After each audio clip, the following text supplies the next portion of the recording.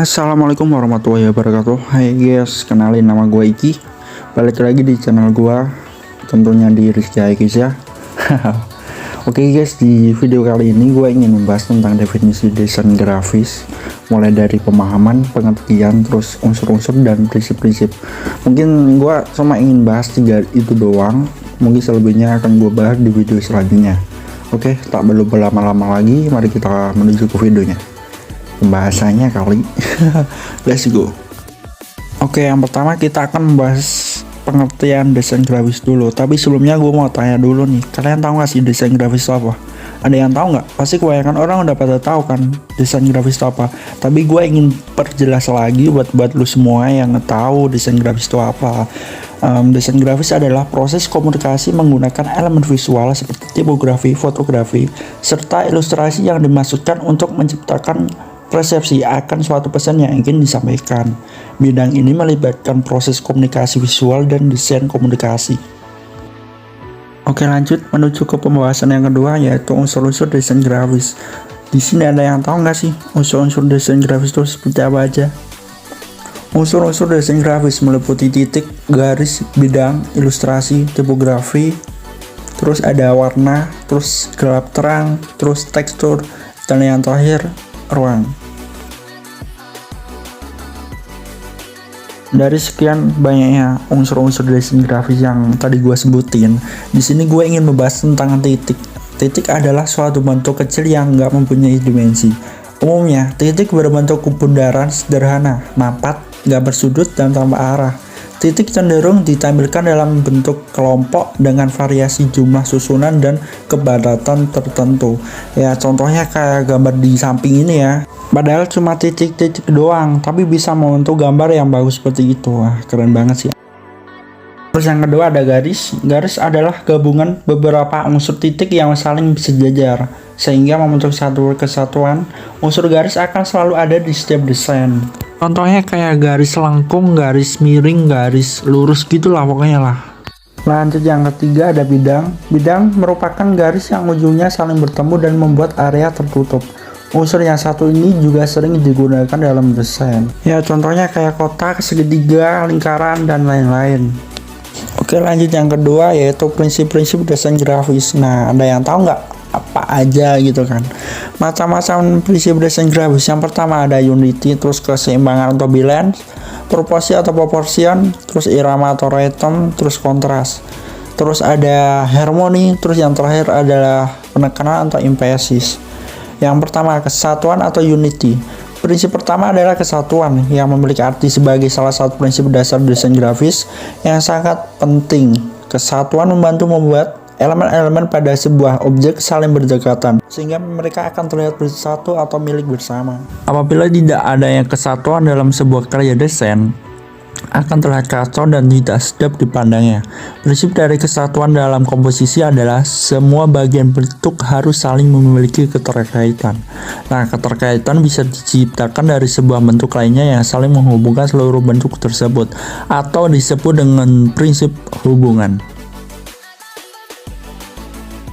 Oke, yang kedua adalah keseimbangan atau balance. Keseimbangan secara visual diartikan sebagai suatu kondisi yang sama, baik itu secara horizontal kanan kiri maupun vertikal atas bawah. Nah, unsur keseimbangan desain meliputi bentuk, tekstur, nilai, ukuran, dan warna. Keseimbangan dalam sebuah desain dibuat agar orang yang dapat dengan nyaman melihatnya. Keseimbangan terbagi menjadi dua macam, yakni keseimbangan simetris dan yang kedua adalah keseimbangan asimetris. Oke, yang pertama adalah keseimbangan simetris. Keseimbangan simetris atau formal balance adalah susunan elemen yang meratakan sisi pusat atas ke bawah atau dari ke kanan. Keseimbangan ini sifatnya sederhana dan normal. Terus yang kedua ada keseimbangan asimetris. Keseimbangan asimetris atau bisa disebut dengan informal balance adalah pengaturan berbeda dari badan yang sama dari komposisinya pada setiap sisi halaman. Keseimbangan asimetris biasanya banyak digunakan untuk desain kontemporer atau desain modern. Oke, nomor 3, proporsi atau proportion. Desain juga harus memenuhi prinsip proporsi, yakni perbandingan ukuran yang digunakan untuk membantu membandingkan panjang dan lebar antara gambar dengan bidang gambarnya. Untuk membuat desain yang profesional, kalian bisa menggunakan kotak untuk membuat kerangka dengan margin, kolom, dan jarak sehingga membentuk suatu keserasian.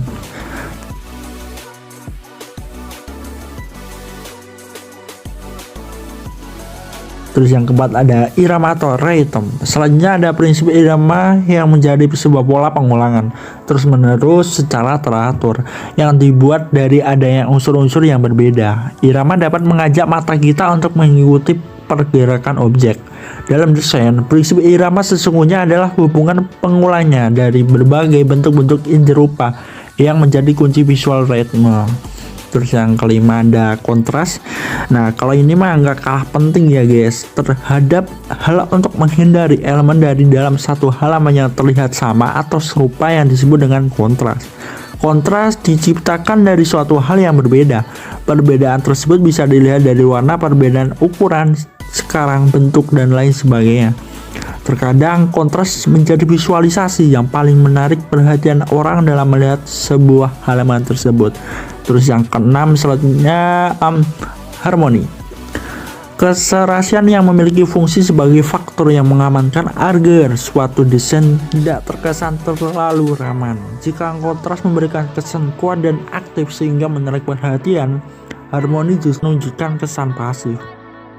Terus yang terakhir ada penekanan atau emphasis. Nah, terakhir nih, desain perlu memiliki prinsip penekanan yang berarti suatu hal yang menjadi fokus atau yang dapat mendapatkan perhatian pertama.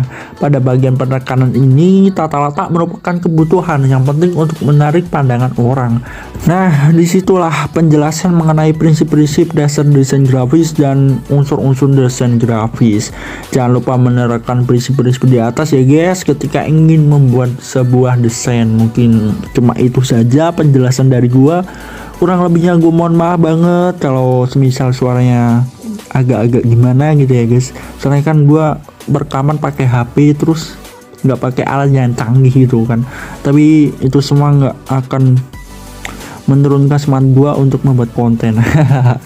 Oke guys, mungkin segitu aja penjelasan dari gue. Jangan lupa subscribe, like, and share-nya ke teman-teman kalian agar teman-teman kalian tahu apa yang kalian tahu. Oke, mungkin segitu aja. Gue Kiki pamit undur diri. Salam.